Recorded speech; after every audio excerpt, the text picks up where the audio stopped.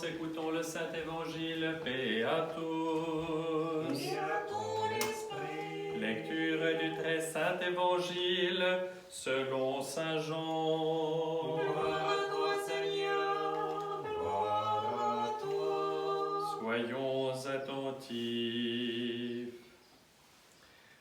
En ce temps-là, Jésus leva les yeux au ciel et dit, Père, l'heure est venue, glorifie ton Fils, comme ton Fils te glorifie, et que par le pouvoir sur toute chair que tu lui as conféré, il donne la vie éternelle à tous ceux que tu lui as donnés.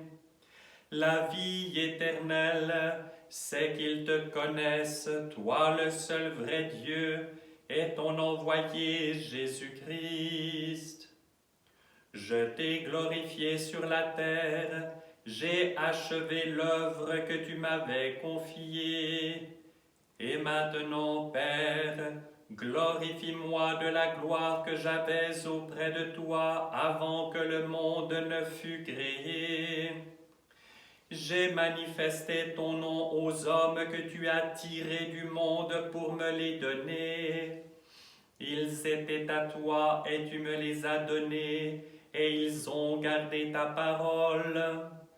Maintenant ils savent que tout ce que tu m'as donné vient de toi, car les paroles que tu m'as données, je les leur ai données, et ils ont vraiment reconnu que je suis sorti de toi, et ils ont cru que tu m'as envoyé.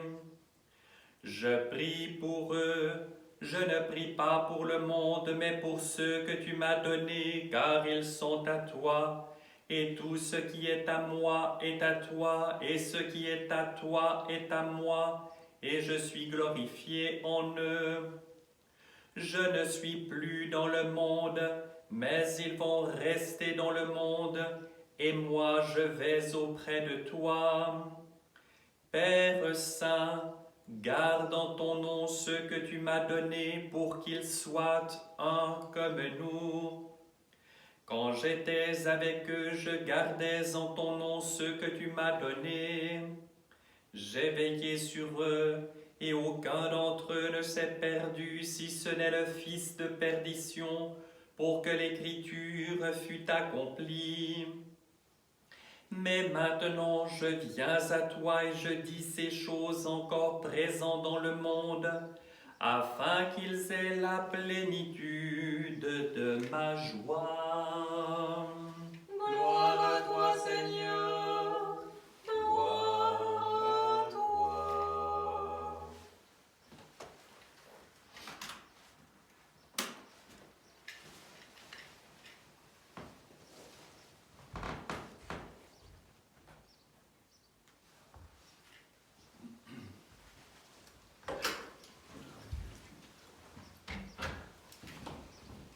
Au nom du Père et du Fils et du Saint-Esprit, ainsi soit-il. Chers frères et sœurs, nous poursuivons ce cheminement de fête et de joie.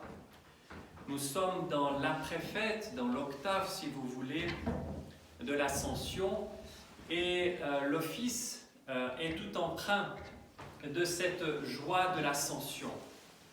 Je ne parlerai pas en détail du mystère de l'Ascension, mais pour dire court et clair, le Christ a accompli son ministère terrestre. Lui, le Verbe fait chair, la deuxième personne de la Trinité, a accompli son œuvre de rédemption par son enseignement, par son sacrifice sur la croix, sa mort en croix, lui, le Dieu homme, par sa descente aux enfers, sa sainte et glorieuse résurrection et son ascension. Et vous le savez, je l'ai dit à plusieurs fois, mais il est important que nous nous en souvenions bien. Dans l'ascension, dans le mystère de l'ascension, le Christ ne retourne pas en tant que Dieu en laissant la nature humaine qu'il avait assumée sur cette terre. Il la garde intimement, mystérieusement, unie à lui, dans un mystère qui nous dépassera toujours. Et d'une manière très claire, très évidente, l'homme prend conscience à ce moment-là que la nature humaine, qui jadis a été déchue par la propre faute de l'homme, par ce mésusage de sa liberté, eh bien non seulement est réconciliée avec Dieu, mais plus encore, est intimement liée à lui et se trouve être placée en dessus même des puissances angéliques. Et c'est un mystère d'amour, de pardon extraordinaire. Non seulement il nous rétablit, j'insiste là-dessus, mais il nous fait cadeau de plus encore, comme s'il fallait qu'à cause de notre faiblesse, à cause de notre misère et des souffrances que l'humanité, par sa propre faute, encore une fois, a endurées, eh bien, soit lavé par le sang du Christ, certes, mais qu'il y ait comme une joie supplémentaire à cette communion dans dans une réalité d'intimité absolument inouïe et insondable, que véritablement tout cela toutes ces larmes soient séchées et essuyées.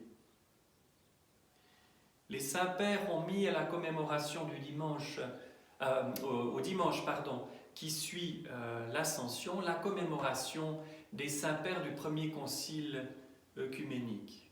Nous savons que ces commémorations de concile nous semblent comme lointaines, comme un fait historique que l'on relate.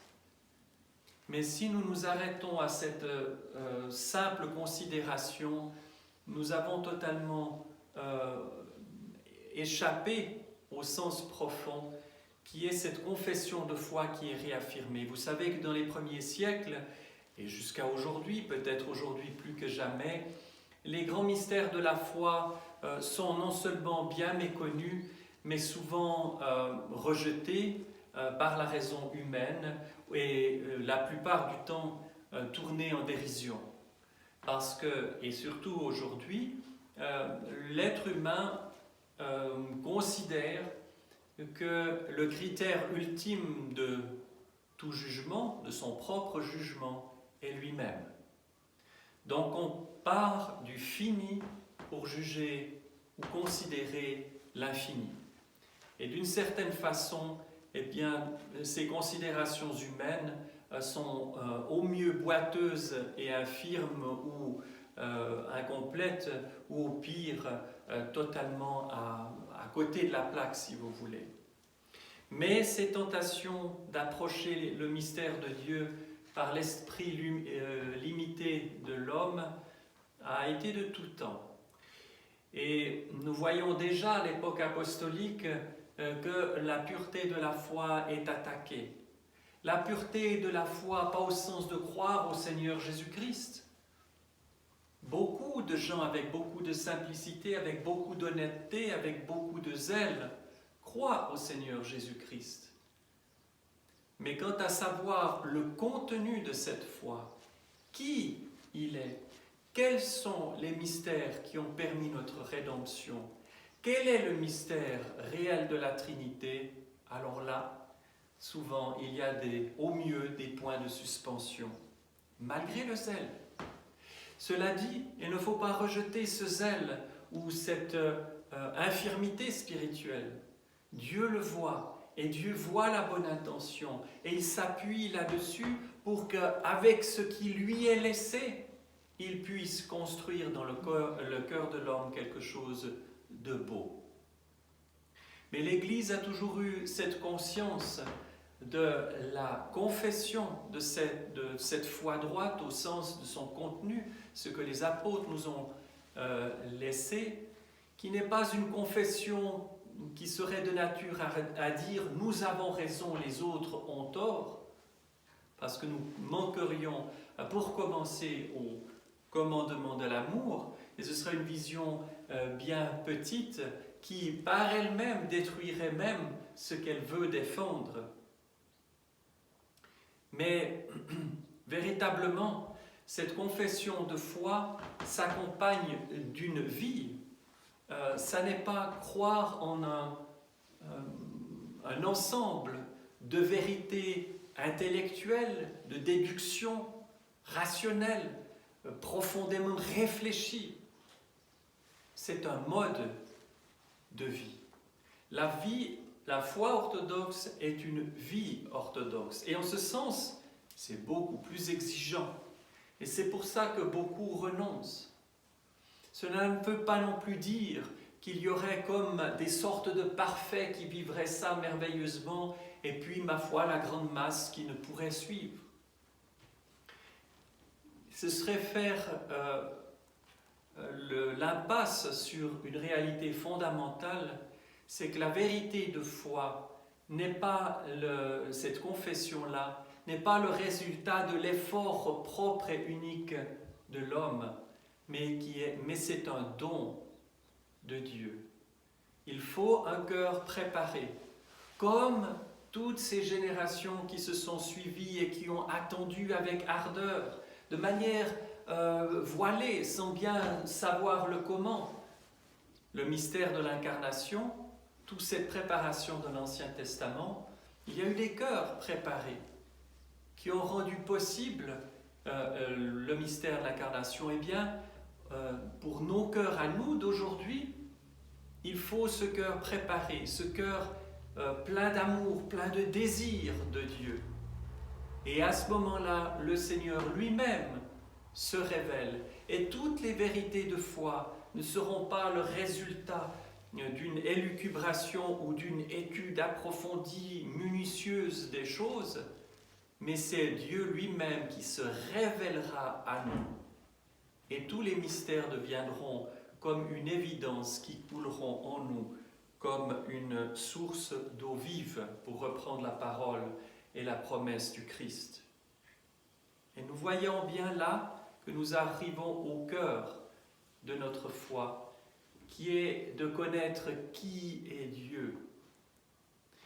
Et nous savons que le mystère profond et ultime de notre foi chrétienne est le mystère de la Trinité, que nous allons célébrer dimanche prochain, jour de la Pentecôte. Bien sûr, c'est la descente du Saint-Esprit sur les apôtres, mais on ne peut jamais séparer l'action d'une des hypostases, d'une des personnes de la Trinité des autres.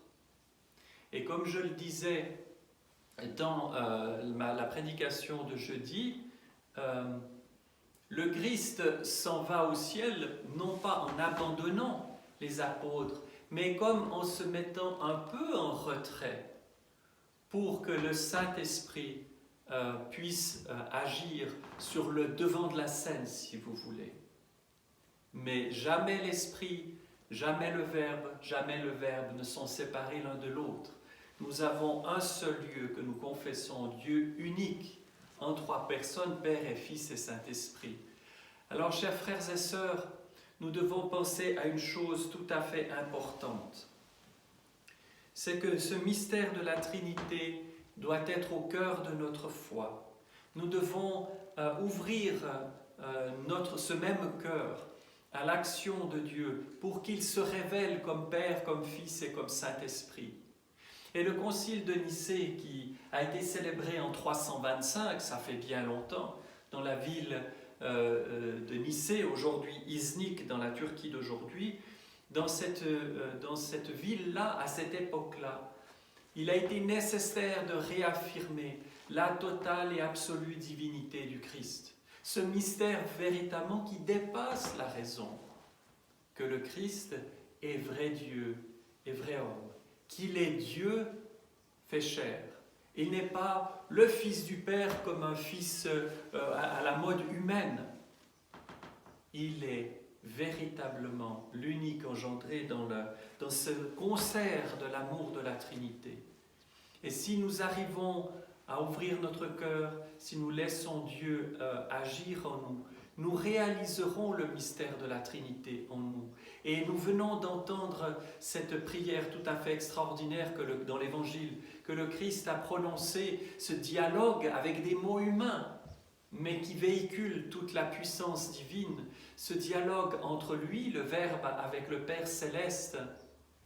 Nous voyons que la dernière phrase, c'est qu'il y a une joie immense qu'il y a une joie parfaite qui est donnée lorsque nous vivons cette unité. Et cet appel à l'unité n'est pas une unité artificielle ou sentimentale, c'est une conséquence de la vie divine en nous, de cet amour dont s'entr'aiment le Père et le Fils et le Saint-Esprit.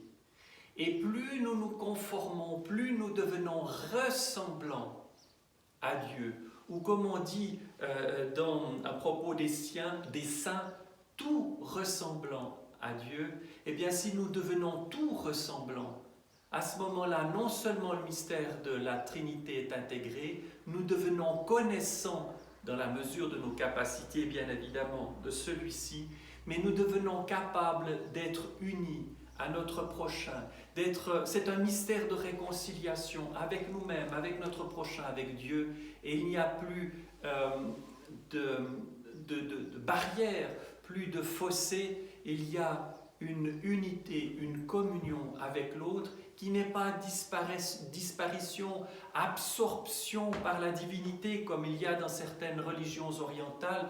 Non, il y a une parfaite réalité subsistante de chacun d'entre nous en tant qu'un être unique, mais en même temps totalement uni à Dieu. Et cela donne une force extraordinaire que nous voyons si bien illustrée dans la vie des saints que nous vénérons et aimons tant.